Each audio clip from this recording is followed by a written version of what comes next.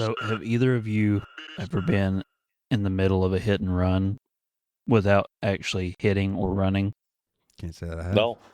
So, I'm setting stopped at a legal red light, not being an asshole for a change, waiting for the light to change, and this dumbass in a white SUV decides they're going to try and beat the light and Never a good shoots idea. through from my right, and they're heading straight for a head-on collision with.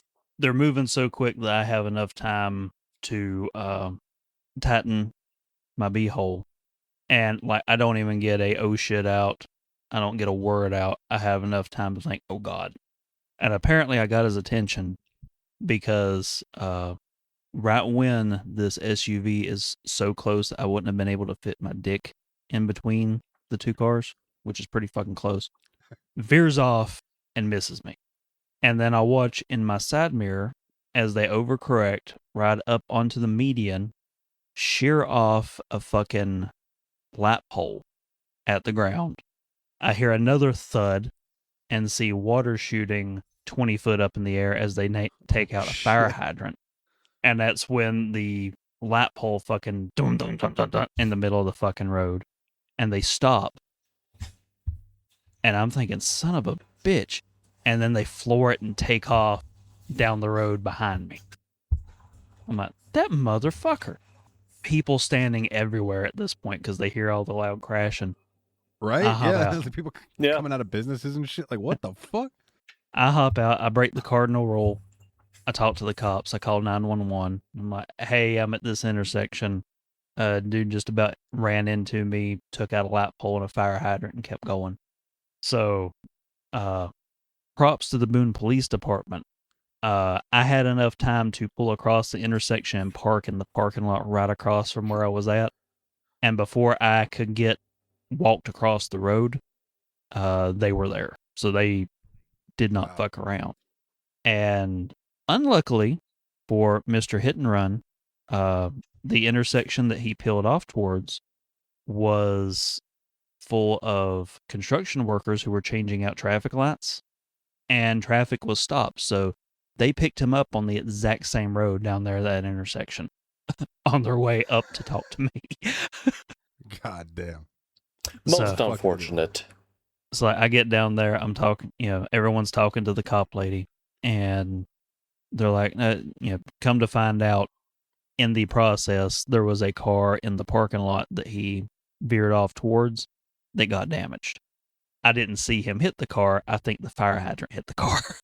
So while the fire department guys are like elbow deep trying to get this water shut off as it's just blasting them in the face, cops taking her statements from everybody and then gets around me and she's like, okay, so what did you see? I said, I was in the middle of it. She's like, oh, really? I said, yeah, I was sitting at this red light. I've got dash cam footage.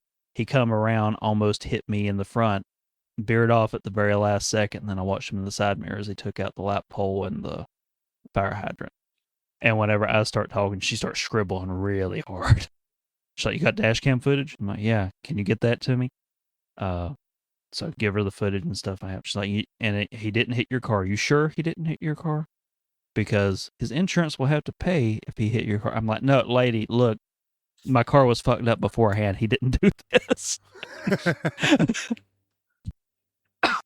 Yeah, I'm not going to pin him for something that he wasn't responsible for. He's fucked up enough today. I'm sure you've got him sitting in the back of a cruiser down there like, well, I mean, I can't confirm that he's leaving with us, but... So, apparently I was the key witness for that man's arrest. And then 2 hours later, because she got my phone number, she calls for clarification because she was doing her paperwork. Because she wanted to know if I actually saw him hit the car sitting down in that parking lot. And I told her too. I said, look, from where I was sitting, it did not look like he hit it. I don't think he actually went into the parking lot. But I can't say for sure one way or another. Educated guess, I think it was the fire hydrant that knocked the shit out of that car. Which would still, in theory, be his fault because he hit it. Yeah, but, I think it's a difference in, like, level of charge. Ah, fair. I didn't think about that. But degrees of culpability for like, can we put the class B on this, or is it still a class C right now? But she's like, yeah, that's kind of what I thought, but I was hoping that, maybe you saw something. I'm like, bitch, you were just fishing for dirt on this guy. Probably an ex. She's Yeah, you that sure would you be didn't some see shit. him cheat on me with Tiffany? That was the kind of vibes. Now you mention it. It's been a week for shit drivers, bro.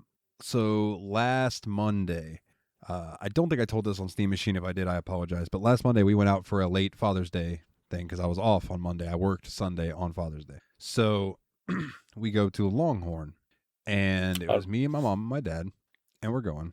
And my grandma was supposed to go, but she decided she didn't feel like going, so she just was like, "I'll pay for it, but y'all go." Yeah, whatever. So we're on our way, and we eat. Everything's fine. It's delicious. We're heading home. Now, in front of us is a big white pickup truck, and in front of him is a semi truck. And we're doing 60, 65. The speed limit's 60, so we're in that range. My dad's driving. I'm in the passenger seat. We're just chatting. And this person comes hauling ass up and's riding my dad's ass for like the last 5 minutes. And then just whips over and decides that they're going to pass my dad, this white pickup truck, and this semi as we're approaching a hill. Sounds about right. So they start going. They get a little bit past us up to where that white truck is, and suddenly they veer off of the road because here comes a fucking truck over the crest of the hill because it's a goddamn hill. And what's one of the first things you learn? Don't ever pass on a hill ever. So that dude freaks out when he sees this car and cuts the same direction as that car. At this point, my dad and this white truck have already slowed down, right? We're already slowed. And that white car that's trying to pass everybody, that truck whips the same direction, and that car like almost 90-degree turns, boom, across the lane, back into this lane, over towards this side of the road, and then gets behind the semi-truck. And I mean, there's horns blaring, there's middle fingers getting thrown by people, like there's all kinds of stuff. And then that white car proceeds to ride that semi-truck's ass until it had the chance to go around the semi. And I'm like, bro, what the fuck is wrong with people? There's something in the water. I was hoping for a happier ending. You wanted a fucking road waffle. My mom goes, it's a shame there wasn't a cop around. And me and my dad almost at the same time was like, shame they didn't hit a fucking tree, so they're just out of the goddamn gene pool. We'll never have to worry about them again. Well, the one thing I was hoping you would tell in the story, that he immediately veers to the left, away from traffic. He tries to cut back onto the road. The tires dig into the ground, and he starts rolling. Oh, but man. But sadly, I didn't get the happy ending. It's like 3 or 4 minutes later, we're just driving, and my mom and dad are just like having the conversation about how crazy that was. And my dad just looks at me and goes, I bet whoever's in that white car has got shit in their pants right now. And I was like, yeah, I bet. Probably that truck that came over the hill, too. Oh. Fucking A, dude. But that road sucks. I drive that road every day back and forth to work, to Palatka. People do not know how to fucking drive, especially on that road. Well, I hear the most shit about drivers in Florida and Texas. Dude, they're not shitting you when they say there's a lot of people down here in Florida that can't fucking drive. Not everybody here in Wilkes County, because that NASCAR heritage, nobody wants to drive fast. They just want to be in first place. So you can be cruising 10 miles over the limit, and they will half kill themselves to get in front of you just so they can go the speed limit because they got to be in first. Yeah, it makes no sense. They're riding your ass. You're going over the speed limit. They're riding your ass. They get around you, and all of a sudden now they slow down. It's like, really? What cracks me up is when that happens, Jeff. They haul ass and they're riding you. They go around you, and you end up right behind them at a fucking red light. I'm like, oh look, we got here at the same fucking time. Do you know how many times that's happened where someone gets in front of me? That cuts me off. We stop at a red light, and I'm just like, I just wave at them, be like, "Hey, how you doing?" Oh, Was they it hate worth that. Was it fucking worth it? You I got will to sit say- here 2 seconds longer than me. Congratulations. My wife and I just recently went on a little mini road trip. There's a state park about 2 hours from my home called Starved Rock. It's the first time we've ever been there, and it's like you could either take highway or back roads. Well, we took back roads because it's part of the adventure. Believe it or not, people actually, well, apart from trucks driving very slow because they gotta, people were very respectful. That's all I have to say. Respectful drivers, apart from the semi that was driving like 10 under the speed limit. So he was causing a huge line of like 20 cars deep. And of course, it's all a bunch of curves and hills. So for like 5 miles, it's a double line. You can't pass. Oh man. So it's just like, all right, we're even the spots that you have maybe I don't know, a few hundred yards of a passing zone. People did not take it. It's like, why? You have an opportunity to get around the truck, and you're just happy sitting by. And of course, I'm so far behind the line that and my car's not very fast. It's like there's no way in hell I'd be able to get in front of the traffic before the next car. Yeah. So it's like, for 5 miles, I'm just trapped. I'll say on the opposite end of that, dude. The other night I got behind a semi coming home, and this semi was driving like I would assume that you and I drive in American Truck Simulator. Like he was doing about 10 over the speed limit, but driving very safely, not weaving and stuff, but just hauling ass getting to where he was going. And I was like, hell yeah, brother, I'm gonna ride right behind you. Let's go. I'm ready to get home too. Get right behind him. You're in this slipstream. Hey, guess what? Your miles per gallon has gone up. Yeah, I'll take it. I will definitely take it. Well, speaking of Dalton taking it, welcome to Dane and Jeff's Media Dump. I'm your host, Mr. L. Dane Puzzles Esquire. Mr. Puzzles short, Dane for shorter. With me today, as always, he's a grumpy animated duck, Mr. Grumpy Jeff. Jeff, how you doing? I have some things I want to talk to you about animated ducks in this movie. There were a couple, and also grumpy. Yes. Very Quite. grumpy. Murderous, you could say. And you just heard him chuckling. He games, he gabs, he's the steam machine. Dalton, how you doing, bud? I am a very tired boy, but I'm doing good, man. I'm doing good. I'm counting down the days. I'm taking a little vacation from work. The July 11th through the 14th or the 15th, something like that.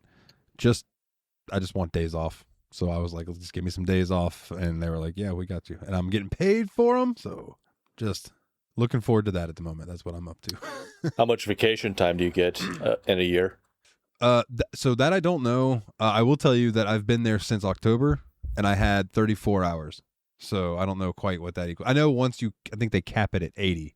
Once you earn 80, they're like, you're not going to earn any more until you take some vacation time. So, Wow, that's pretty bad. Because mine caps out at 240 hours. damn. Well, I'm also part-time. So I don't know if you're full-time at your job. I am. Yeah. Full-time people might get more than me. I don't know, but I was very happy to see that even as part-time I accumulate vacation and sick time. So that's nice. Neat. I miss paid days off. That's one good thing about giving in to the man and working as a suit. But yeah, I lost that whenever I left Walmart and went to working at the machine shop because he was running shady shit and treated everybody as paid contractors to cut down his taxes. That sounds about right. Oh man, I don't know where I've heard that before. WWE. I mean, I wasn't exclusive. I could have worked other places, but I was working like 50 hours a week, no overtime. Ooh, the no overtime hurts my heart. Yeah, but I was making, for around here, I was making killer money there. Because I went from being hourly management at Walmart to bottom of the total pole assembly electrician and got a like $6 per hour pay bump. Damn. And, I wasn't paying taxes on it during the year, so I was bringing home a big-ass fucking paycheck every week. And thanks to my little tax credit, I only had to pay in, like, a couple $100 every year. That must be nice. Oh, yeah, kids come in handy at tax time. Jesus Christ, yeah, my buddy, man. So, yeah, I have friends who have like 3 or 4 kids.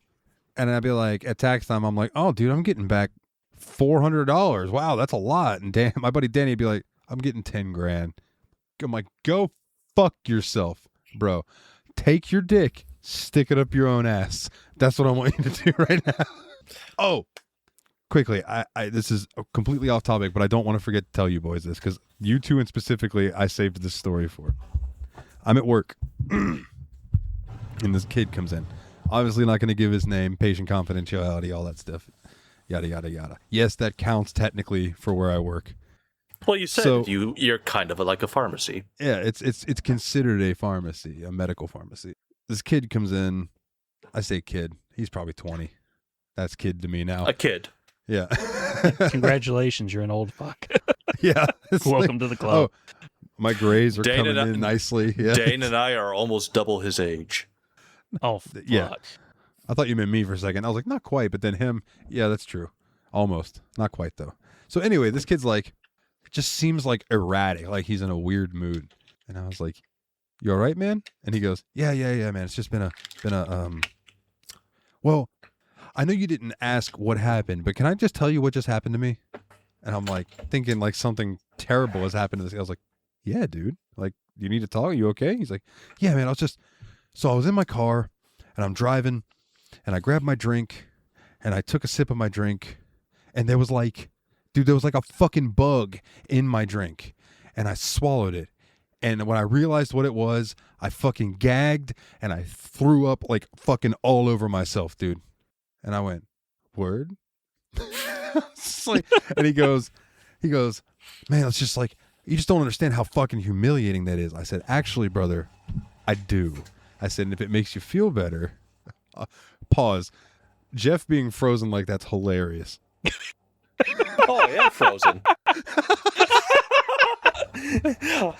It's like Jeff was like, let me look interested for this call, this meeting.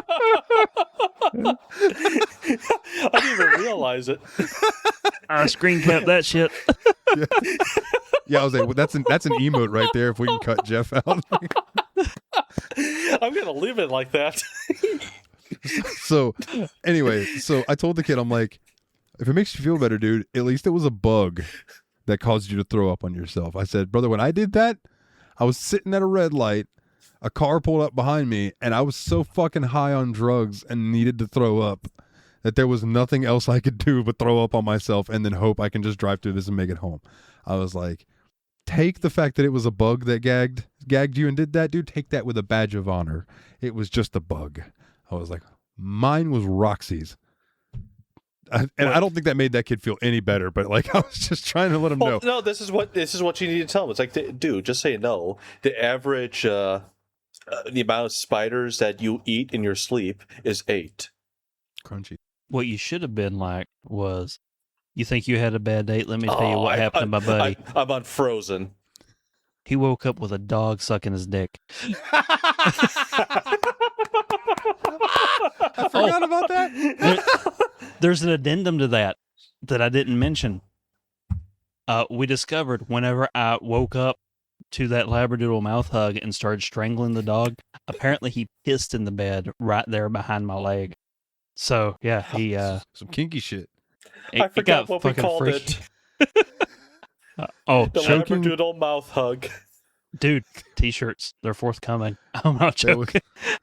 So not only was there the Labradoodle mouth hug, there was also choking and pissing. Needless to say, if you have a bedroom camera, there is a market for you in Germany that I think you could make money in. Hey, some people get off on that. Don't yuck people's yums. No.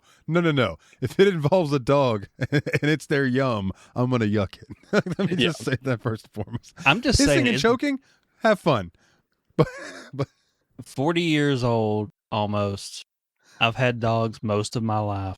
Never once have I smeared peanut butter on my balls to try and grab their attention. And damn if the sumbitch don't take me up on the offer anyway.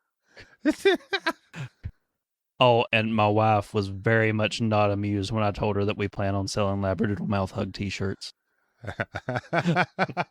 When I showed her to the sign, she's like, "What the fuck is wrong with you?" And then my daughter walked up and was like, "Hey, why is there a picture of a dog eating a lollipop on that shirt?" No reason. I said, "Dog like No candy." reason. No, that's when you'd be like, honey, what do you mean? What the fuck's wrong with our dog? Oh, I'm a victim of circumstance.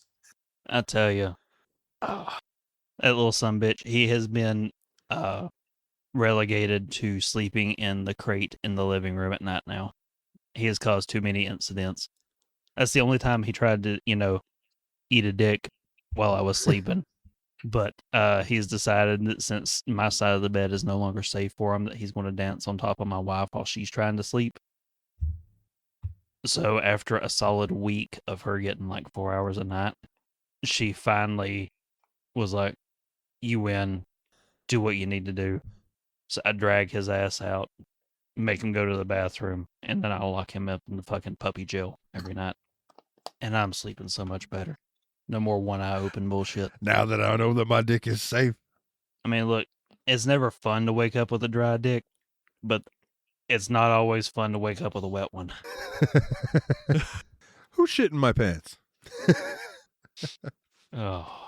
Well, Jeff, what have you been up to this week? I think you're the only one who hasn't discussed yet. This week, oh, nothing, just work. What have I been done recently? Well, last week, my wife and I, was it last week? Yeah. We celebrated our 2-year anniversary being married together, even though we've almost been together for 10. But we went to a state park in Illinois called Starved Rock. Based on the pictures, it always looked very beautiful. And it was. It was very beautiful. A lot of walking. We were tired because at one point, it's like to get to the actual Starved Rock itself, you had to walk down 180 steps. Wow. Well, the problem is, to get back to where my car was, you have to walk back up those, or what'd I say, 180? 150. It was 150 steps. That shit is tiring, me guys. Brother, yeah. There's a place in Florida called Devil's Millhopper. And to go down to like the water level to go look at it, you go down like it's something like 90 something steps. And yeah, going back up and fucking sucks, bro. So 150, freaking hell. Now, the picture you posted with you and your lovely lady, that was at that place? It's at the same place, so that's the different end of the park. That's where we're going. It was called St. Louis Canyon, and apparently, it depends on the rainfall. That place could either be, like it was in the picture, a nice, beautiful waterfall, or it could be bone dry if we hadn't had any rain. Oh, wow. Luckily, it was when I went, it was beautiful. I was not expecting it to smell weird though. Sulfur? I think it was. It could have been sulfur. Yeah. Kind of like that eggy fart smell in a way. Yeah. Yeah. Yeah, it's sulfur. Yeah. Hey, that typically means that's probably somewhat clean water. As weird as that sounds. I mean, I wasn't gonna drink it, but just even still, I didn't take a video or a picture, but you're in like a box canyon. Like the cliffs are maybe 50 feet high, and you're surrounded. And it was beautiful. Having to walk there, it was like 30 minutes, but even still, the walk itself was nice. Okay, so I just Googled Starved Rock, and I will say that rock does look fucking hungry. But yeah, so that was our Monday, and that was very nice. Yeah, I know. Haha. No, that was a joke purely for me. It's okay. But the rest of the time, the Monday and Tuesday and Wednesday, it was like rainy, so we didn't do anything. That Thursday, we ended up going to a zoo that's close by called Brookfield. we both hadn't. We've gone together, but it was during around Christmas. So like all the animals are indoors, but they decorate the place with so many lights, and it looked beautiful. During that time, it is very beautiful. But we have never gone during warm months. So I posted. I think I posted a couple pictures, but that was another very nice day. Too many fucking kids, but it was a very nice day.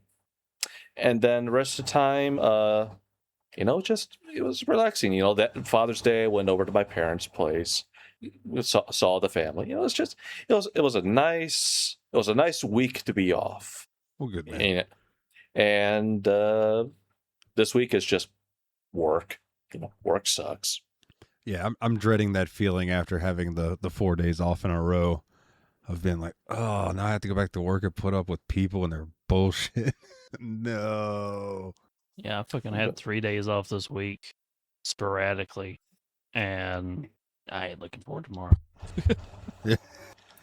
Man, I just don't want to. I don't want to. Or it'll be like Coke, where I go on vacation and then I come back and I work for like 2 days and they tell me that I've been fired. I'm like, all right, deuces. Fuck y'all too. Let's see. Man can't throw his back out taking a big old steaming shit and not lose his job. Bullshit. So thankfully that hasn't happened to me yet, but I dread today. It's just like, oh, my back. I can't move. Since Florida's a right to work state and I don't have a lawsuit against them, let me go ahead and tell you guys what actually happened, right? So what I told them was I threw my back out sitting down on the toilet. What actually happened was I had to shortstop one of their 8,000-pound fucking pallets because somebody walked out in front of me at Walmart, which triggered my back to start hurting. And then getting one of the, I don't know, like 200 12-packs on this pallet off. No, that's an exaggeration. It's more like fucking 60. But it went to go fall, and like the way I had it, I was not holding it in the center. I was holding it towards the side of it. So when I went to go take it off, the weight shifted and I didn't have it good enough, and it caused me to just lean down weird to try to catch it, to not just let it fall and bust open. And my back went pop, and I was like, oh shit. So then I made my way to the bathroom to go in there and just sit down and assess how bad I just hurt my back. And that was also the day that I think I gave myself a old Hemi, because I go into the bathroom, pull my pants down, and there's just blood in my underwear. I was like, oh, what the fuck? So that when was shit just like that happens, you gotta start using the bathroom in the dark for a month and hope it goes away. Yeah. Yeah. Well, since then I've kept some cream in my bathroom that helps things along, but it's just something I deal with now, because thanks, Coca-Cola. Drink Pepsi. Drink Dr. Pepper. Drink Dr. Pepper. That's really I mean, Pepsi is the North Carolina drink, but yeah, Dr. Pepper's better.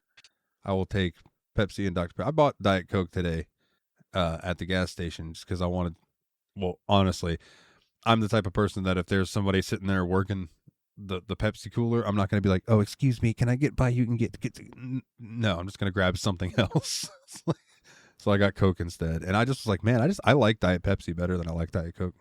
That's just me. But I thought that when I worked for Coca-Cola. Let me go and clarify that. I've always been a Diet Pepsi over a Diet Coke guy. Yeah, I don't get I get liking Coke. Pepsi's better.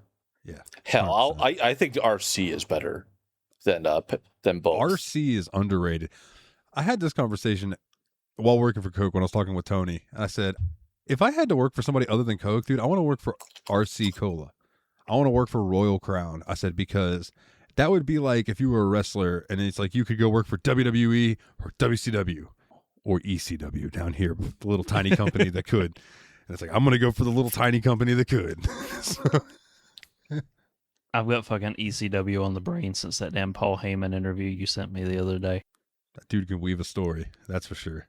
Man, I know that was like the longest interview that Van Vliet's done, but fuck, it was over too quick.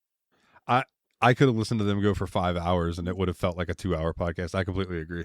because that 2 hours felt like it was 45 minutes and done. I just love when Paul Heyman's talking. Yeah. He really knows how to sell shit really well. It was funny watching him formulate the whole, like, who goes on the ECW Mount Rushmore? And he starts, weaving his round of bullshit while he's like, how can I get out of this gracefully without pissing somebody off who used to work for me? Yeah, absolutely, dude. And he's like, it's fun. We can argue this all day about 3 spots, but, it's the number 1 spot. Has to be you? No, not me. The fans. I'm like, I've got experience motor mouth and not knowing where my point is yet. That's what the fuck he was doing. But he's the king a of that. master of it. He's the fucking king of it. That dude, when he was like 17, talked his way into being a photographer for Studio 54 and then used that to end up getting into his photography for wrestling. I still love the fact that he just walked into a fucking creative meeting like he belonged there and just natch-windied all of his charisma checks and got to stay there. Dusty Rhodes like, who are you? What are you doing at my table? Good shit. Is it? Is it really? Yes, and I think if you learn to appreciate it, you would agree. But it's not for everybody. No, it is not. I have learned that as much as I enjoy a good wrestling match, I enjoy the behind the scenes and them talking about the shit more than the matches themselves most of the time. And maybe that's a critique of like modern WWE but the how it happened is more interesting than the happened. I can get that. That's one of the reasons I like watching some of the Japanese promotions that I'm subscribed to, because half of their shows are Japanese commentary or no commentary, which is how it is when you go to see them live, and it's just the wrestling. Like, you're not hearing like, oh, coming up later we have such and such and such and such, and there's going to be a title match and blah blah blah blah blah. And we're sponsored by Snickers. Yes. Like, they might have sponsors on the ring, but they don't hammer them like they do here in America. It's like they're there, that's it. They're there. That's what they're or it'll be like the show. Like, there was one the other day that was Macari presents such and such show, and you'll see Macari in different spots and everything, but they don't just, it's not like WWE where it's like, here's 6 commercials and then, oh, let me tell you about this. TKO has done a number on WWE. It really has. But that I don't let that affect the way that I look at the wrestling, because it has nothing to do with the wrestlers, if that makes any sense. They're just doing their jobs. Just like Triple H and all those guys, they're just doing their jobs. It's the guys above them that are like, yo, we should bring in Jelly Roll because people like Jelly Roll. That'll sell more tickets. But Jelly Roll does have a very legit choke slam. Austin Theory is really good at taking a choke slam. That's all I'll say. It was funny watching him guard his balls when Logan Paul went for that big fucking frog jump on him. It's laying there, and like, I watched him brace, which I most people, you'll see him brace right before they hit, but Jelly Roll, just like as soon as he jumped, like braced and covered his nuts. Which, fair enough. I mean, if Logan Paul was trying to jump on me. Oh. Anybody else have any weekly stories we want to cover before we get into haha dot and found an error? Well, I'll tell you this because I just forgot to bring it up on Steam Machine, and it's real quick. I had a lady friend come over last week, and how much did you pay? Nothing, thank you. Credit. I have charisma, and she's like, you work on the IOU system. Exactly. Why pay her so now for we a know fur he burger? Gets his first. I will gladly pay you Tuesday for a fur burger today. So she's coming over and she's like, what games do you got on your PC? You got any fighting games? I was like, fighting games? I was like, yeah, I got, this, that, such and such. I got Tekken. Oh, you got Tekken? I will beat your ass at some Tekken. Will you now? Okay, let's see. I underestimated her. She's pretty fucking good at Tekken. I came out on top. I won more than she did. But I went easy on the first couple and then realized I didn't need to. So I was impressed. So shout out to her. So not only did you come out on top, you ended up on top. I did. But okay. I know we're not there yet. But Can we please talk about the world's dumbest rabbit? Can we please? Because I have thoughts about that character. Oh my god. We all do. All right. So for haha, Dalton found an error. No one called us out on it yet, but anime in June. Scratch that out. Anime in June. Nope, July. Shit happens. All right, deal with it. Yeah. We called it out, so since we called it out on ourselves, no errors. Count. No errors. We're error free. I think people at this point understand that we have the most inconsistent schedule. And if you have a problem with that, well, go fuck yourself. We to do quote our Ron best. Burgundy, to quote Ron Burgundy, fuck you, San Diego. Go fuck yourself, San Diego. I'm Ron Burgundy. Damn it, who put a question mark? You know he reads it verbatim. News team, assemble. Hey, Ron, how long have you guys been over there? We've been over here the whole time. Oh, this is awkward. We got to do Anchorman sometime. That's a great movie. You know, I've never watched it. Really? It's got some It's good. funny shit in it. Can barely move my arm. I've done so many curls. So, I guess that brings us to the meat of the show. What are we talking about? If you haven't figured it out by the title of the episode, there's no help for you. We are talking the classic animated live-action mashup, 1988's Who Framed Roger Rabbit. So, Hell yeah. for our mandatory internet article blurb, courtesy of the movie DB, Who Framed Roger Rabbit? Overview. Toon star Roger is worried his wife Jessica is playing patty cake with someone else. So, the studio hires Detective Eddie Valiant to snoop on her. But the stakes are quickly raised when Marvin Acme is found dead and Roger is the prime suspect. Guys, I think we have to set the tone. Los Angeles, 1947. Oh, Valiant thanking kids for cigarettes as he jumps off the bus he didn't pay for. God, Trolley, yeah, that's... sorry, trolley. Thanks for the smokes. So, for one, I had to look this movie up on IMDb because I was like, is that Mario? It was Mario. For Yep. one. Of course Two. it's Mario. Two, I haven't been on IMDb on PC in a long time. I typically just look on the app on my phone, but I happened to look on the PC version, and I saw all these different ads for Amazon. Watch this on Amazon Prime, all this stuff, and I said, why the fuck is there Amazon? So I was like, did Amazon recently buy IMDb or something? My mom goes, I don't know. So I Googled it. Did Amazon buy IMDb? And it was like, yes. Amazon bought IMDb in, I think it was like 1997 or some shit. And I went, oh. Well, that's why if I didn't know that. That's why if you're on Prime and if you pause it, it's like it gives you trivia. Those are IMDb facts. See, I never put that together in my head. I think we have to address the elephant in the room. Judge Doom. He killed a shoe. For the fun He of did. He did, and that was fucking brutal. Oh. But yeah, so Roger, he's an idiot. And his wife's a whore. Oh, Roger, dude. That character annoyed the shit out of me. He's supposed to. He's a toon. I understand that. I get it. But I was like, oh my God, you stupid. There were so many times I was like, you stupid fucking rabbit. Like, this could have been avoided if you weren't such a fucking dummy. But let me ask you guys this. So, first, how many times have you seen this movie? Both of you. This was my first time all the way through. This is your first time.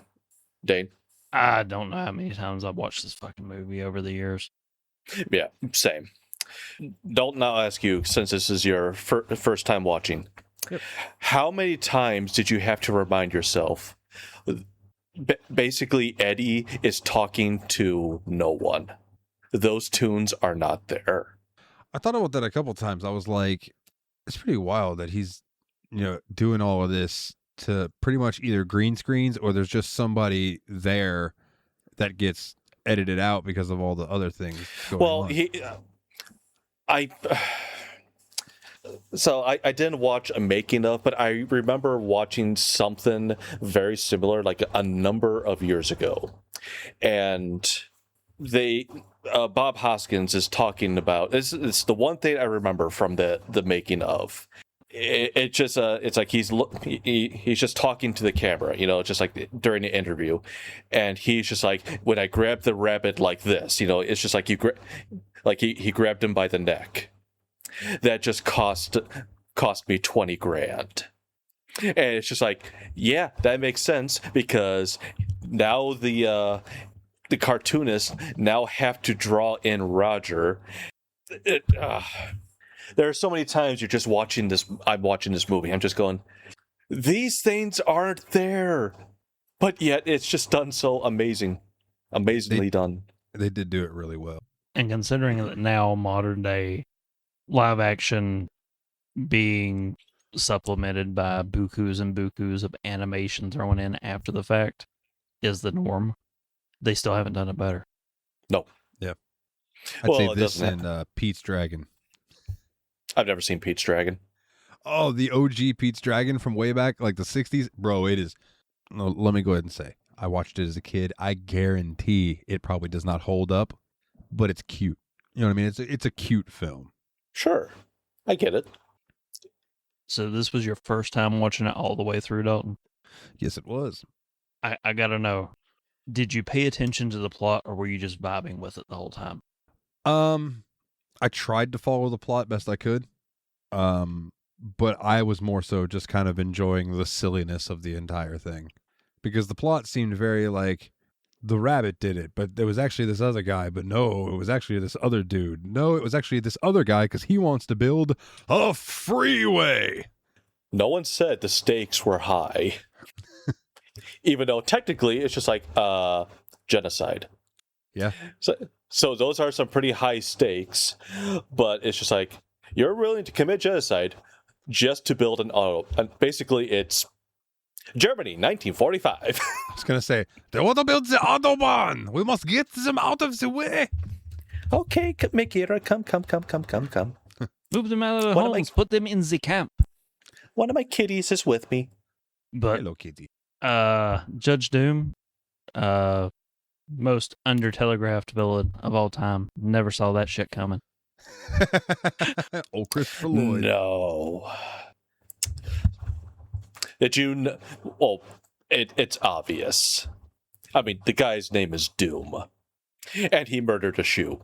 So obviously, yes, we know he's the villain. That scene was fucking brutal. And that shoe didn't do shit. It was just there. Saying. That's what I'm saying. Like, that was cold-blooded murder on camera. And all the police are just, they're like, they turn away. It's just like, oh my God, this is so gruesome and horrible. It's just like, you guys are witnessing this guy murder an innocent shoe.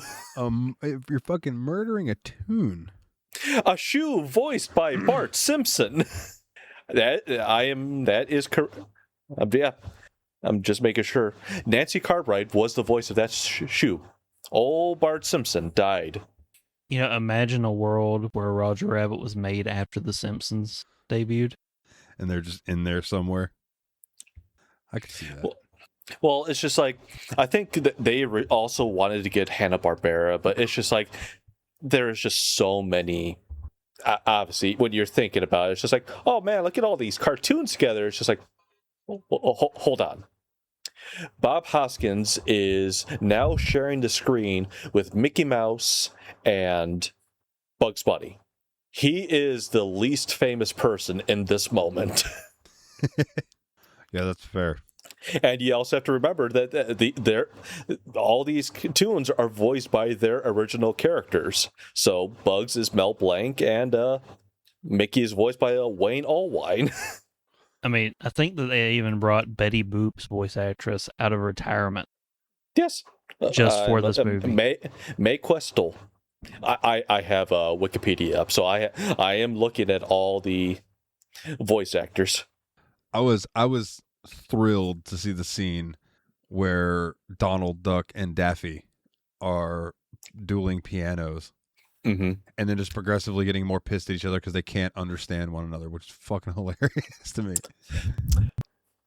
So for the longest time, you're listening to their argument, and you hear Donald says to or Deafy says to Donald, in all of my years, it's like in all my years working, you are the most despicable. Donald's response, and if you don't have captions on, you're going, wait, what did you just say? And rewind it. Is Donald throwing in the hard N? Because it sounds like he's saying, you doggone stupid. Does it? It's just rewatch it, or at least just find a clip of it on YouTube, and you're going to go, oh my God, is he saying that? But with the captions, he's calling him a nitwit. Nitwit. However, I feel like I heard nitwit, but I'm gonna have to watch it back and think and be like, oh. Well, now you're not going to be able to unhear it. It like the stormtrooper hitting his helmet on the door, or the Candyman bonking the little girl with the counter, whatever you call that thing. Thank you for clarifying and not just leaving it at the Candyman bonking the little girl. That's a totally different movie. Yeah, context. Context. I did find the ability to work in the tunes that the way they did, I found fascinating. Well done for the time that this movie came out. And the one scene that cracked me up was, I think it's when he first goes into Toontown and the cow falls onto the wood the guy's sitting on, or the bench or something like that. Mm-hmm. And the cow lands on it, and the dude just goes, whoa, and just shoots up into the air. Obviously, just like, a crane just started lifting him. But you can't see that. I knew that's what it was, but it was just so funny to me that he was just sitting there, and they're like, okay, so here's how this is going to go. The bench next to you is just going to break randomly, and you're going to fly up into the air, okay? Ready? 3, 2, action. And they just had to rig that shit to work like that. That was just cool to me, like little things like that. I'm like, and the fact that they edited in all the cartoons after the fact, obviously, really, really neat. Really, really neat. I mean, another one, a few minutes later, when they're in the office after Roger finds out that Jessica's playing patty cake with Marvin Acme, and he gets so angry that he runs through the window. And of course, you're just staring at it. It's like, Roger just ran through a window. Wait, how did he do that? Because that's a real window, and they made a perfect cutout of the blinds. It's just like it's these type of things that you're not thinking about it, but just because you're sucked in. But the moment you throw in a little bit of thought, it's like, wait, hold on. How did they do that? This movie is just so incredibly done. Yeah, even the few mistakes that you do catch are so minor that you have to be going through this thing with a fine-tooth comb looking for nitpicks. Like at the beginning, after they call cut because Roger flubs his lines with the birds instead of stars. Mm-hmm. When they drop the fridge on his head. When he goes up trying to beg the director to give him another chance and grabs him by the coat, you can actually see him holding the coat. So, they've got some kind of rig for that. But you frame by frame it, he's using his force powers and reaches out, and the coat jumps up into his hand. So, like, you have to frame by frame it to nitpick the shit out of it to see places where the magic cracks. Or when Roger's in the sink and he shoots water out of his mouth. You're staring at it, you're going, yep, the water isn't lining up with his mouth. But those things that, like, in the moment you don't catch when you're just watching the movie to watch the movie. That's something I think you would notice on your 10th watch. You know what I mean? Or your 50th, which is, I think, very generous. I think I may have seen this movie a lot more than 50 times. This is one of those movies growing up. It's just like, man, there's nothing really on I want to watch. I'll watch Roger Rabbit. I'm in the mood for seeing some cartoons. I can see will this say- being one of those movies that, like, if it's one that you had seen and really, really liked, like now that I've seen it, like if I was flipping through channels and saw it on, I'd be like, oh, is there 40 minutes left? Yeah, I'll watch that.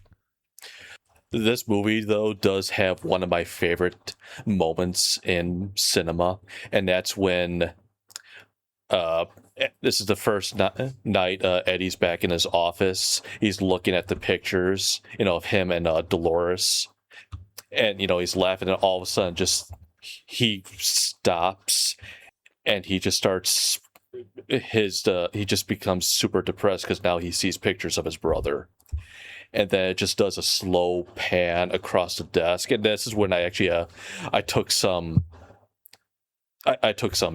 notes because it's like obviously I've seen this movie so many times. It's like, so like one of my favorite things, Goofy or Valiant and Valiant saves Goofy from communist conspiracy, and it's like Valiant and Valiant save or rescue Huey, Dewey, and Louie from hostage. It's like you're saying like, okay, that's cool, and then you see the pictures of they were part of Barnum and Bailey with their dad. They were part of the LAPD. It's just like it's all in one shot, and next thing you know, it's morning.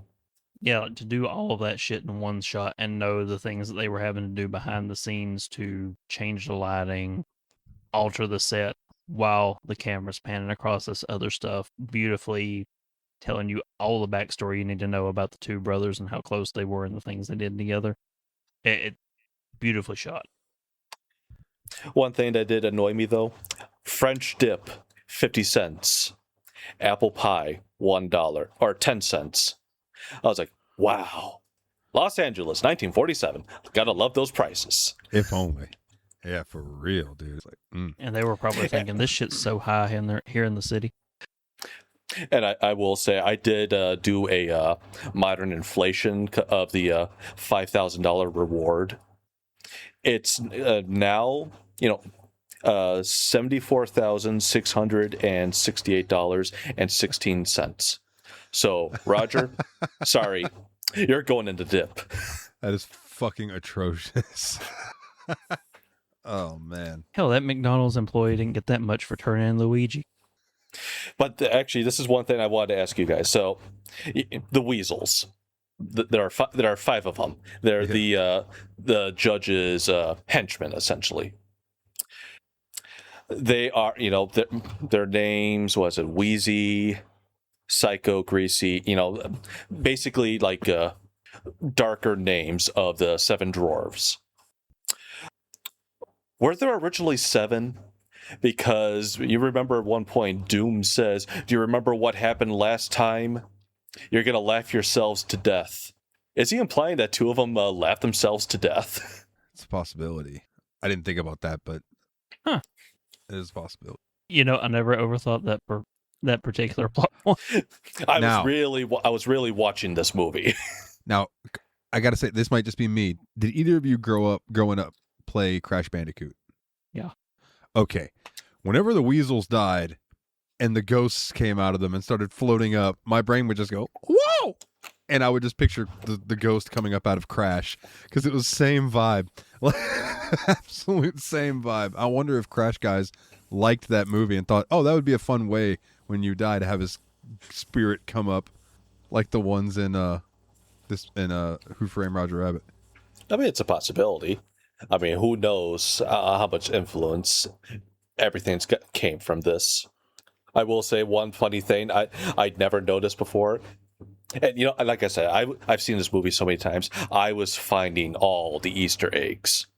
And one funny moment is after Eddie crashes into Jessica's car in the middle of Toontown, and it does that pan back or the shot pans away, so you get like a wider look of everything.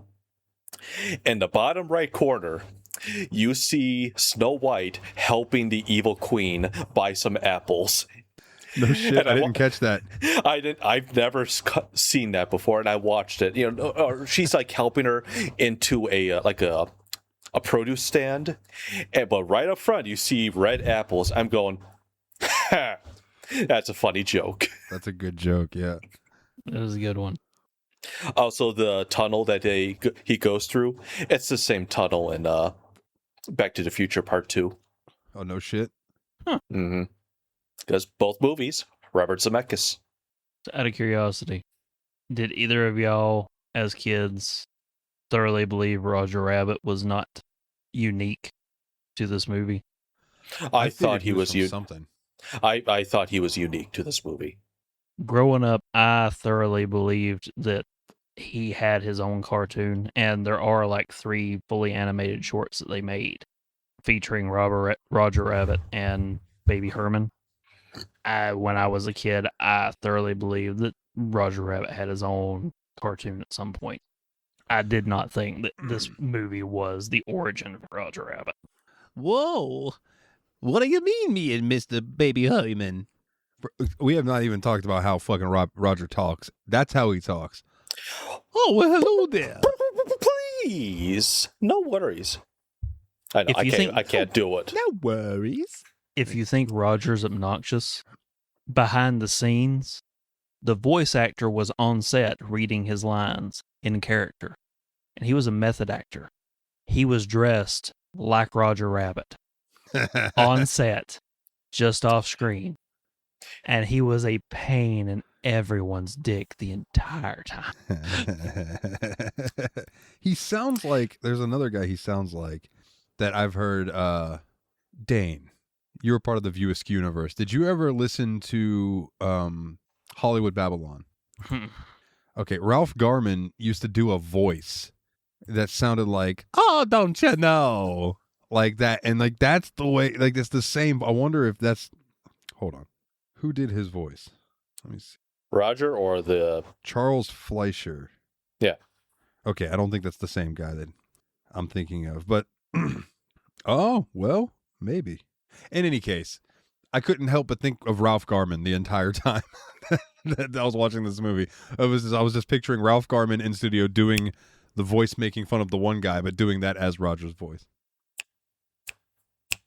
Now, did you know this movie was based on a book? Yes. I did not until the credits. And me and Kana were both like, oh, son of a bitch, this was based on a book? So, I've never actually read the book, but I did a little bit of research onto it. I read the synopsis, yeah. That story is completely fucking different. Yeah. Yeah, and there's like 5 books. So, like, for one thing, the whole segregation, racism metaphor with humans and toons is a lot more pronounced in the book. But apparently, when the movie came out, the dude who wrote the book, when he saw that the only thing that they had in common was character names and the title, you would expect him to be pissed. But he actually liked the movie better than the book he wrote. Huh. So so the name of the book is Who Censored Roger Rabbit? That's book 1. Book 2 is Who Plugged Roger Rabbit? Hell yeah. Number 3 is Who Whacked Roger Rabbit? And number 4, Jessica Rabbit, Serious with an X, business, serious business. So, in the book, I think it's actually Roger who does the hiring for Valiant instead of the studio. And it's because I think like Jessica has left him after they've been married for a year. She was like this gold digging whore who had done adult tunes, and then just all of a sudden cleans up her act, marries him. So, incidentally, if you have Googled any of the revealing pictures of Jessica Rabbit on like Rule 34 and shit, that version is more true to the book than the version in the movie. Just fun fact. But just all of a sudden cleans up her act, falls in love with Roger, marries them, they're together for a year, and then just fucking leaves them and goes back to her gold digging whoring ways. And he's like, what the fuck's going on? Hires Valiant, And then, like, next thing you know, Roger's fucking dead. Yeah, Roger gets killed. They And censored him. it's like, what the fuck? We were here to arrest him because everybody saw him go kill this other dude. And while they are in there discovering his body, in walks Roger fucking Rabbit, because apparently one of the abilities Toons have in this universe is they can create a doppelganger who lasts anywhere from like a matter of minutes to maybe a couple of days, depending on how much concentration they put in. And the doppelganger doesn't know what the fuck happened, so he becomes the buddy cop for Valiant while they try to solve this case. It's like, who framed Roger Rabbit by killing this other guy and then killed Roger? And when everything's said and done, you find out, oh no, Roger totally killed that dude and created the doppelganger to try and set up an alibi. But the one who killed Roger was actually a magic genie that lived in his tea kettle, who he had accidentally been summoning, but this genie was evil and was bent on world domination. So anytime he gets summoned, he would immediately kill the person who summoned him. But Roger was accidentally summoning him by some phrase in a song that he sang all the time or some shit. And he was so focused on something that he really wanted that had to count as the wish whenever the genie was summoned. So as soon as he would be summoned, bam, there's the wish. He has to go back in. So Roger really wanted to be famous, so the genie was just monkey pawing the wishes until he could finally get a chance to actually kill the rabbit. So he wanted to be famous, so he's like, all right, fine, but you're always going to play second fiddle to a fucking baby. You'll never make it big. You'll never be the main star. Oh, you really want to marry Jessica? All right, fine, but she's going to leave you in a year. And then after he killed that dude, he accidentally summoned the genie again, but he didn't have a wish in his mind, so he got fucking killed. That's brutal. Oh, and the book version of Toons, they were for comic strips, so whenever they would talk, it would pop up in a speech bubble next to them. And then after they had the time to say it, it would just kind of fall unceremoniously down to the ground. So there's this bit in the book about people getting upset about Toons arguing with one another because they'd walk through the remnants of their argument, which I thought was a really neat little piece of world building. Yeah, for sure. Just walking around, I can just picture that, like you kick a piece of trash, like, oh fuck, goddamn Toons, instead of like goddamn kids. Was it Fucking Toons talking shit. Matt, it's like, Matt, Lucy moved the football again. Imagine tripping down a long line of ugh. Dude, was it? I think it's Family. It had to have been Family Guy, where they do the cutaway to Lucy and Charlie Brown having the football. And she's like, okay. And Peter just runs up and punches her in the fucking face. And it's like, Charlie Brown is a nice boy. And he's like, you're going to hold this ball for him. You understand me? And she's like, yes, sir. I was like, God almighty, dude. Like, Angry football level stealing lesbian. I watched, okay. Quick side tangent. I think Family Guy is hitting the level of South Park as far as like they just do shit now and people just go, oh, it's just Family Guy. Yeah. So there's an episode where they're sitting at the bar and they're each telling a story like they're a famous person. Like Peter's makes it seem like he's Rocky, all this stuff. So Quagmire's is like he's John McEnroe, right? The angry tennis player. And he goes, oh, by the way, I was watching this when I didn't have internet for 3 days. So I was like, and he's like, I was great. I was the best in the game. But then one day I started getting the yips. And it shows him, and his thing was he bounced the ball 40 times before he would serve. And he goes, I was just off this day. We were it was an open tournament in New York. And he leans back and he goes, my serve was off. And he hits the ball and it goes sailing through the air. And you see 2 towers in the background and a plane. And the ball goes and hits the plane. And the camera cuts back to Quagmire's face. And you see this explosion. And he goes, they blamed the Muslims, but I knew what really happened. And then he grabs another tennis ball and starts nervously bouncing it. And he goes, my second serve wasn't any better. And I was like, oh my God. That is a level of dark joke that like only certain shows can get away with. But yeah, anyway, that was just I couldn't believe they did that on Family Guy, so I just had to share that. And yeah, I imagine everybody saw that and they was just like, "It's Family Guy." Yeah. Oh my God, that's Family Guy for you. Yeah. Damn. It's like that South Park where they did the crossover making fun of Family Guy actually, and Bart and Cartman are sitting on that bench. Cartman's like, "What's the worst thing you've ever done?" Bart's like, "Me and my friends once stole the head off the statue in Springfield. Man, people were pissed." Cartman's like, "Oh yeah, that's pretty cool, dude. I once cut up a kid's parents and fed it to him." And Bart just stares at him and gets up and leaves. I saw that clip. Just the look on Cartman's face where he's like, "Bitch, try me." It's just, oh, good shit. I love cartoons. Anime in July is going to be fun. But yet Roger is annoying to you.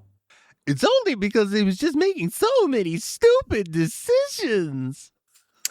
Are you telling me you could have gotten out of those handcuffs at any time? Only when it was funny. Like, I will tell you, the part that made me crack the fuck up was when Christopher Lloyd goes, "Ah, I know if he's in here, there's something that no tune can resist." And he just does the knock, shave and haircut. He's like, "Come on, Roger, you want to finish it." And the cop's like, "Oh, this guy's fucking crazy." And he turns around and looks at Roger, who is about to fucking explode, covering his mouth because he just wants to say 2 bits so bad.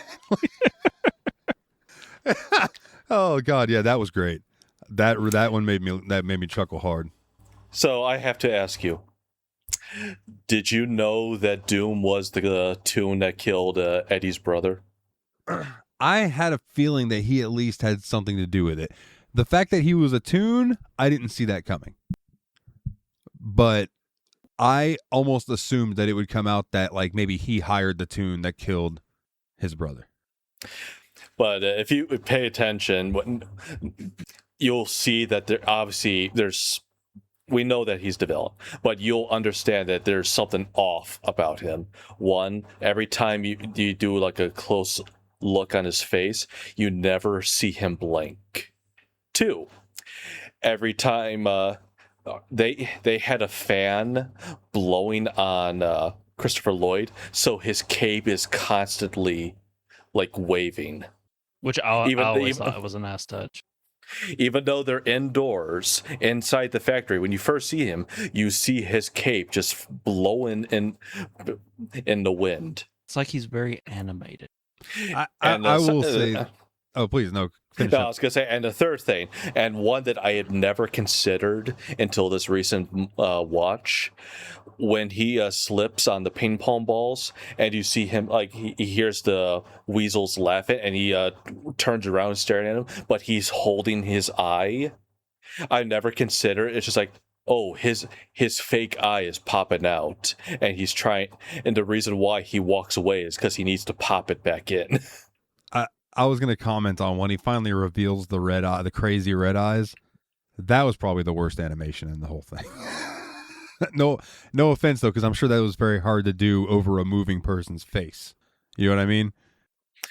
But I don't know if that's intentional or not to make it to look that bad. But I will say Christopher Lloyd, good casting choice to be able to pull that off the way he did. I mean, there's like only a handful of people that I think could have done that really, really well. And I don't think Jim Carrey was big enough at the time. You know, oddly enough, I was thinking that if they were to do this movie today, Jim Carrey would probably be Judge Doom. Oh, the perfect Judge Doom, dude. Holy shit, that'd be fantastic. But I don't know how it would go over today. Excuse me.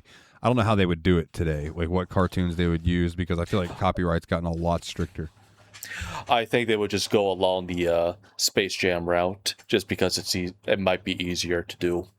That and the racial overtones would be way, way less overtones and more just tones. Yeah. What else? The movie kept it subtle, like, you know, the bar where the tunes were allowed to serve and perform, but they weren't allowed to actually go in and dine. Weird. But yeah, I understand what they were getting at. Los Angeles, 1947. Like the book actually has human only water fountains, so like it's really obvious with it. Yikes. Trying to think what else. I mean, Kathleen Turner, she's Oh.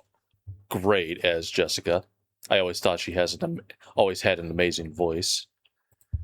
The dude in the bar, the drunkard that comes in talking shit to him. Mm. I'd have beat that motherfucker's ass if he got up that close to my face and was talking some shit like that. I'd have pegged his head off the bar.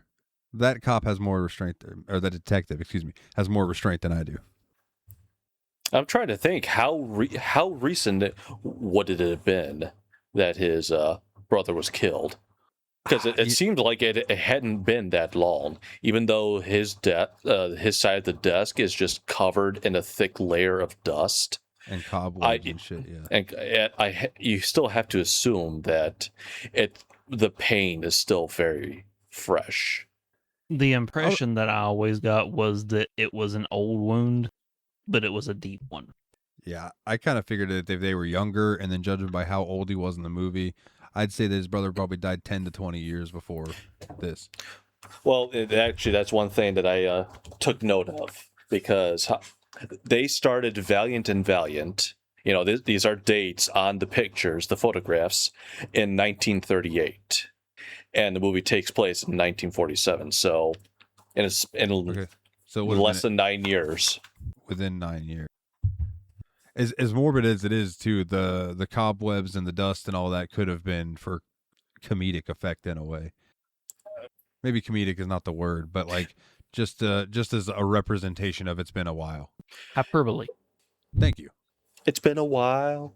And everything I can remember. But yeah, you're right. That the guy's name is Angelo. Fuck him. He's lucky all that happened was get his stool kicked out from under him and just get a egg smashed in his mouth. Yeah, right. And at least it was a boiled egg, which also, like, is that a thing? Do bars put boiled eggs on the bar? I think he brought it with him. I think that was part of his lunch. Okay, that makes a little more sense. I was like, I know about the peanuts and stuff, but you know they had pickled eggs, but he's like beaten the shell off, so I think he brought it with him. Which then makes you wonder, it's just like, did he just get off work? Is he heading to work? Did he just have a boiled egg in his pocket? What? Is that a rabbit in your pocket, or are you just happy to see me? Joanna Cassidy. I have no idea who she is. A lot of stuff, it's like this is the most famous thing she's in. She looks mighty fine. Yeah, she looked good. I just find it hilarious that they try to make her so tall. Well, Bob Hoskins, he was a short man. A short bear of a man. It's Which made him perfect Bob Mario. Hoskins. Yes, Dane. Yes. I will say, if they ever did a remake of this movie or a sequel, I think they have to bring in John Leguizamo. Luigi Mario. Okay. I got you. I was thinking DeVito. You know, when I was a kid, I did get those So two anyway, mixed I up a started lot. blasting. Bang, bang. DeVito. Okay, so we've already cast DeVito and Jim Carrey. I think we bring in Leguizamo, but he voices Roger Rabbit. Isn't Fleischer still alive? Yeah, Fleischer's still alive. Oh, okay. Well, then Leguizamo can do something else, maybe. I don't think you understand. Dalton really does not want him back. Don't you know? Dalton might be just an imagine idiot. a Latin Roger Rabbit. A whole new world. Wait, Roger So- Rabbit as Aladdin? No, I Princess was gonna- Jasmine! Nice A- to see you! I A was gonna say, Latin. Roger. Latin. Oh, Latin. Latino. Oh, I'm sorry. I thought you said Aladdin. I'm like, okay. Bro, our I was- and accents my- ain't my- that different. My thought immediately went Charles Fleischer voices the genie. Oh, fuck Oh, that That movie. sounds terrible. What can I do for you today, Aladdin? Oh, Ter- I'm just terrible. hearing in my head him singing the Prince Ali song. Oh, it's so obnoxious just to imagine that. Terrible. So, nitpicks. Dalton, you said you didn't like the final Doom tune. You didn't like it didn't quite work for you. Oh, the eyes. The eyes. Yeah, I thought that was I thought the eyes were kind of off, and I didn't like Roger's voice that much. Other than that, though, I really enjoyed this movie a lot. So I don't have a ton of nitpicks, honestly. How about you, Dane? Do you have any nitpicks? Parts of the cartoon car chase just didn't mesh well as I was watching it. It was like the only time that I really felt like this is obviously a cartoon drawn in on top of something that was filmed. Yeah, But like I think the sole moment in a perfectly executed otherwise film, like I it's forgivable. But it's the only time that I watched it and I was like, yeah, they drew on top of that. I forgot to bring this up. The car is one of my favorite characters in this movie. Benny the car, yeah, the Benz. Also, and he also voiced by Charles Fleischer. Well, that's a much better voice. That car, when it got when Roger's like, "Come on, I'll drive." He's like, "No, you don't need to drive. I'll drive."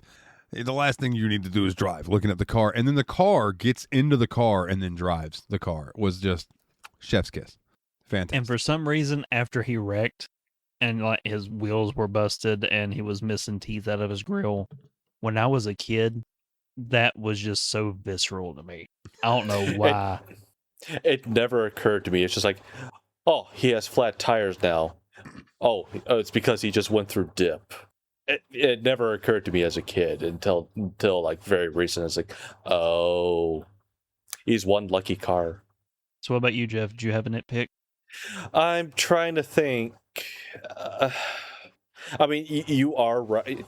I mean, there are a couple moments where like the two, like something that happens in the real world, like I said with the Roger in the sink where he's shooting water out of his mouth, but yet the water and his mouth don't quite line up. You know, there are a couple things like that. They don't. They're a little off, but just it's forgivable.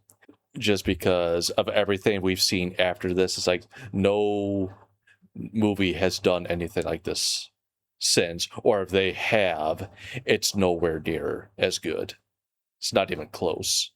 There is a reason why this movie is it is in the preserved in the Library of Congress. It's a classic. Yeah, like it's just for the concept, perfect execution, and it almost never takes you out of the suspension of disbelief. It's just so believable that these cartoons are actually there.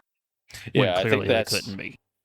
That's the bit that it's the most impressive. It's just the fact that it's like none of these cartoons are there, but yet they feel like they are there. This feels like this could be a world we could live in. It's actually quite possible that around the same time, it's like, wow, 1937 Wizard of Oz came out. It's like, what was life like before everything went to color? It's just like, was Los Angeles like this? Cartoons had their own. Obviously, I'm a very dumb kid. This is the world that we live in. I did think that it was a funny thing that Disney got its last little FU at the very end of the film, because they give the last line to Porky Pig.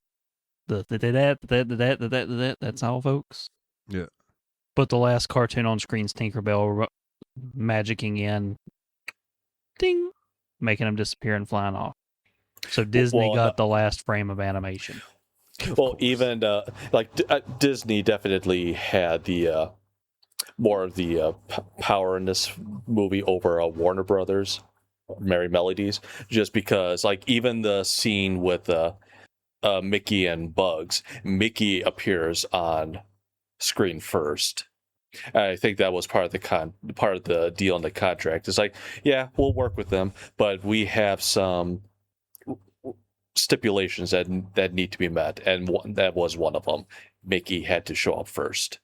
But they do give the same amount of screen time to Mickey and Bugs equal, and Donald and Daffy equal. But yeah, That's it's probably just like a contract thing. yeah. Oh yeah, Yeah, it's spelled out in the contract that neither one can have more screen time. I think technically Mickey has like 2 or 3 frames more than Bugs.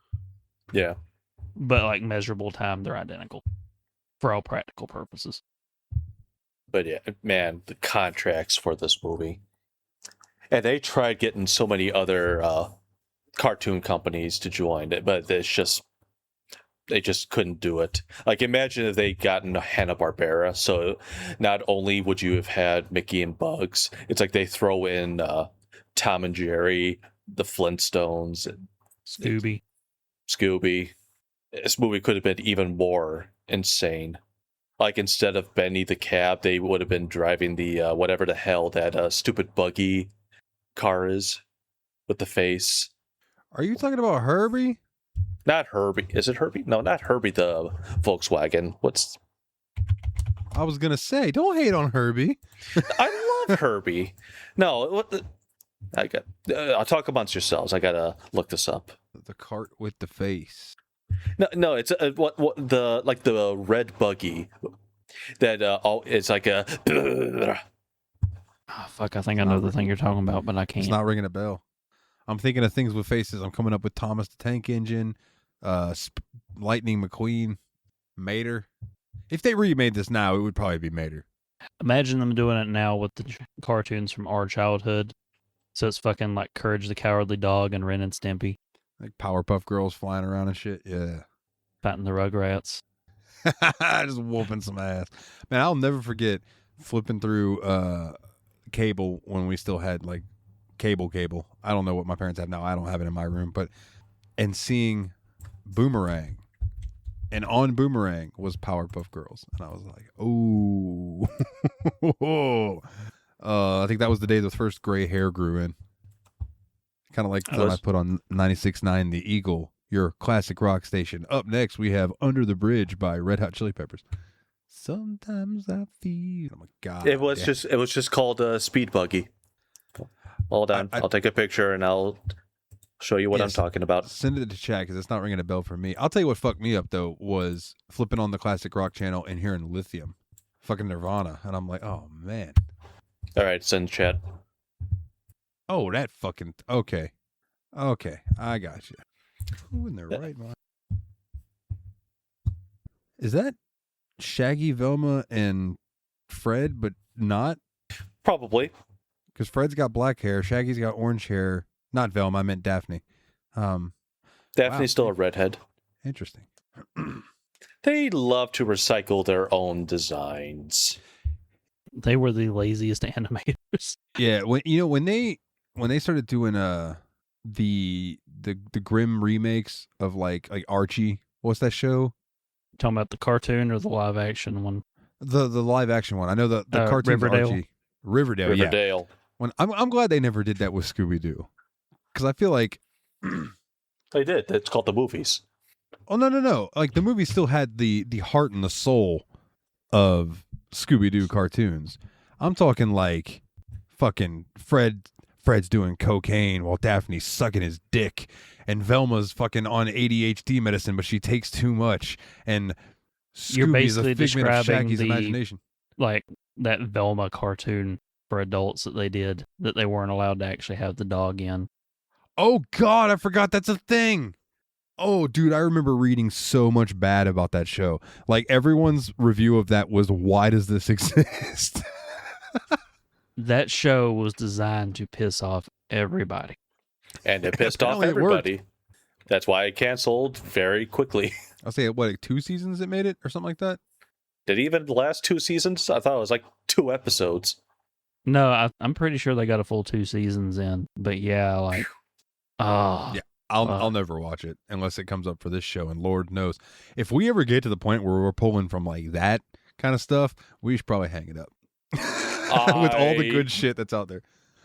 With the amount of breaks that we take, I think we're safe. Yeah, we'll be fine. We'll be lucky to hit triple digits before one of us dies of old age. Oh, I always say Yabs Pod died on the most fitting episode. It was episode 69. Hell yeah. Nice. What? And we're going to die on episode, I don't even know what number is fitting for us. 420. It gives us, actually, well, no, I threw up the horns. Let's say episode 666. That gives us a long time. We'll be done. Not really 665 and announce, this amazing, awesome thing we're going to do next and never do another episode. Never do another. Well, no, Yeah. I think it's important that Dane, your daughter, takes over the reins of media dump after we pass. She needs to find her own co-host. I feel so sorry for her in the future if she ever actually listens to this show. I've tons She'll- some of the fucking stories I've told on here. She's gonna be like, "Oh my god!" Like, I don't clean it up that damn much in front of the kid, which is probably like not a great parenting move. But Uh, I'm not telling labradoodle mouth hug stories in front of her.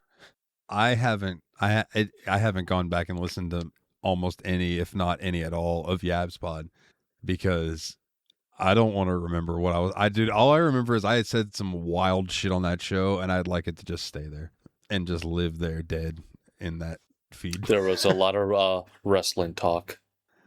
Yeah. There was a lot of all kinds of. There was a lot of cock talk on that show too. So there was a Yeah, lot that of show is the reason that the real length of my penis is a matter of public record. And you caught. I answered immediately. There was no hesitation. Like, nah. Yeah. Like, fuck, I Oh. think he means it. Yeah, that show was really fun until it wasn't. So, we got any last thoughts on Roger Rabbit that we want to get Great out movie. there? If you haven't watched it, the fuck's wrong with you? Yeah, it was a good one. I really enjoyed it. Exactly. Just a fucking marvel of animation by today's standards, and it was done in the late 80s. So, It's thanks to this movie that Disney is where it is now, because this was the start of the what they call the golden age of Disney. Because this came out, I think, just before Little Mermaid, or it came out slightly after. That sounds right. Because Little Mermaid really kicked it into high gear, and then Lion King came out, and it was smooth Well, sailing. Little Mermaid, then Beauty and the Beast. Oh, I forgot Beauty and the Beast. Yeah, dude. How could you?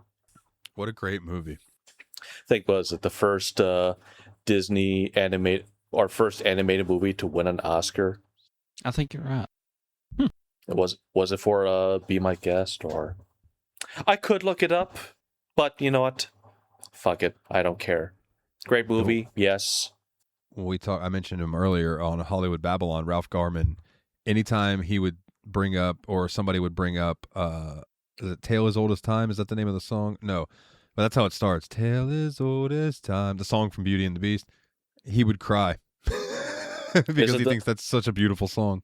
Isn't the song just called Beauty and the Beast? It might so. be. Oh, speaking of music, this is my final note for this movie. Alan fucking Silvestri. That's it. I love the soundtrack to this movie. Just that jazz. It's just I do great love some production jazz. value. Every fucking aspect of it. Soundtrack, animation, cinematography. It's just a fucking good movie.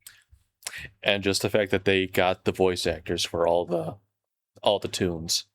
So, I guess that closes it out for this one. If you've made it this far, bless you, don't know how you do it. But I've been Mr. Puzzles. That's been Grumpy Jeff. He's been the Steam Machine Hold on. Mountain. What the I hell are know you it. doing? I know. He still has to do his thing. Okay. I'm not cutting him off. He still gets to announce his next episode. We're both just But, sitting here like, well, hold on, wait a minute. What the fuck are you doing? So, Actually, that would be a great way to leave everyone in suspense. yeah, you know even what? us. Fuck both of y'all. I should just cut it off. I'll let you tell it. I'll cut it off right now. We'll just roll credits.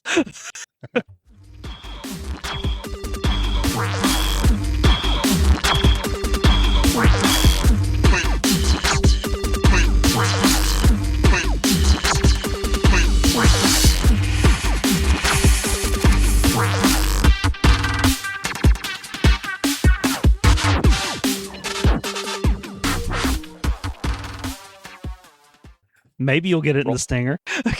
Roll credits. That's when you just it's just you announcing this podcast was voiced by, or like done by you, me, Dalton. The animators were done by. It's like you could really. It's like the catering company for this episode was done by McDonald's. So before Jeff leaves our viewers with his lovely parting words. Dalton, you've got the next pick. So, what are we going to be subject to? Okay. Oh, let me gather myself. I've been laughing. Okay. So, animation. That was the theme, and I was like, well, anime.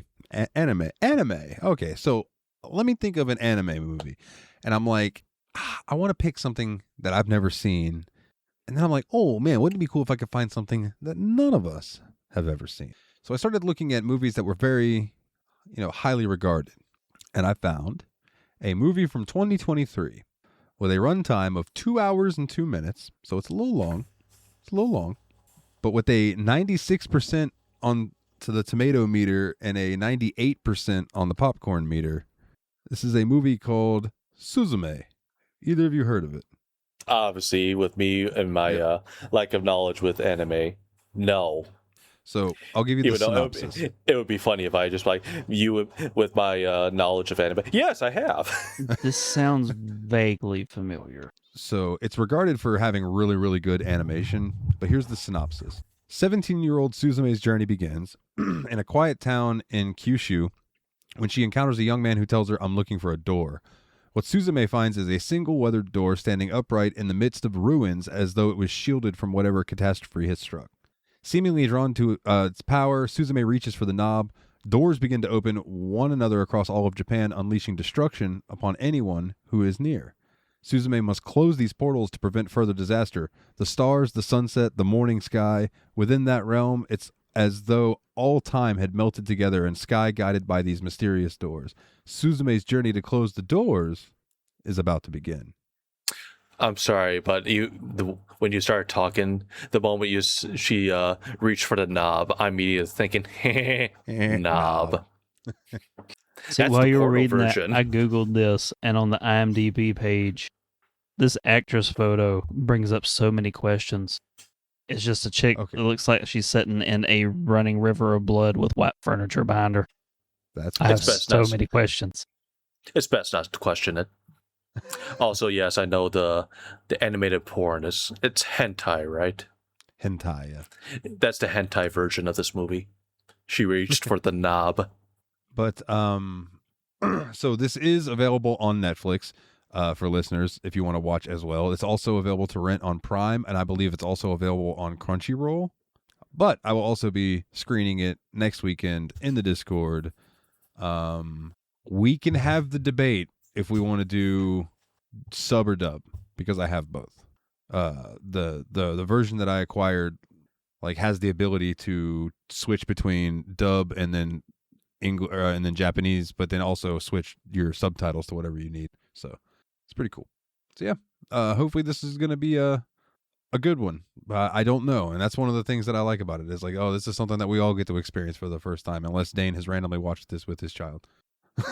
I don't think I randomly watched this one, although that, like we talked about before recording, that would have been hilarious. Yeah, it was strikingly close to being so. So, Suzume next time, and I guess the only thing that's left. Jeff, do you have any lovely words you want to leave with our lovely viewers? Yes, I do. 2 things. First, fuck you, Mick. We've already discussed South Park. Second, I'm going to try to do this the best I can. I'm not very good with impressions, but here's my droopy dog. Have a good day, sir. Have a good day, sir. Have a good day, sir. I can't do droopy dog, so I ain't even going to bother trying. Too bad I'm But going to cut you it all are- out. No one will hear any of it anyway. But you are familiar with the Labradoodle mouth hug. I All always toothy. wanted to do the dog from Wacky Races who does the, but I can't get it right.